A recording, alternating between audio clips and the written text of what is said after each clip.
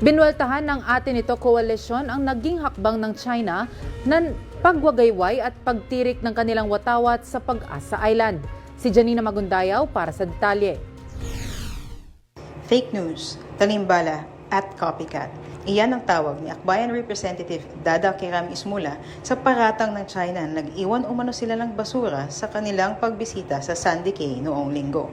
Matatanda ang itinirik ni Ismula ang bandila ng Pilipinas sa Pag-asa K2 kasama ang Atin Ito Coalition bilang bahagi ng ika-4 na civilian mission sa West Philippine Sea, pero agad na kinontra ng China.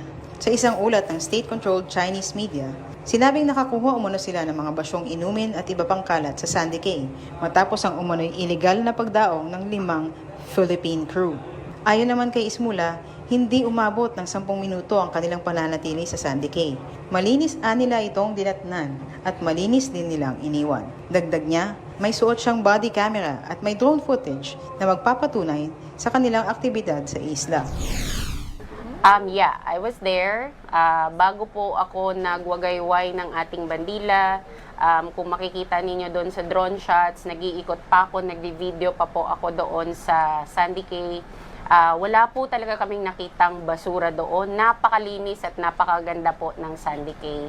Kaya nagbibilib po talaga kami na it was a tanim basura from the China. Nagwagayway rin ng bandila ng China ang isang unit ng Chinese Coast Guard upang ipakita na sa kanila umano ang isla kahit ito ay nasa loob ng territorial waters ng Pag-asa Island.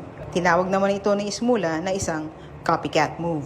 Well, hindi po namin inasahan at hindi po namin naisip na gagawin din nila kung ano yung naging action namin na maglagay ng ating bandila doon. So, obviously na surprise din kami. Pero knowing China, magaling naman talaga silang magbaliktad ng mga kwento.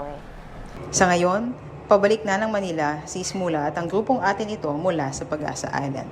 As of 12:48 p.m., wala ng Coast Guard ships na sumusunod sa sinasakyan nilang MV Kapitan Felix Oca. Humiwalay na kasi ng ruta ang Philippine Coast Guard ship na MV Cape Engaño, habang ang Chinese Coast Guard ship number 3103 kumalas na rin sa MV Oca bandang alas 8 ng umaga. Para sa totoong balita sa Bagong Pilipinas, Janina Magundayaw, Congress News.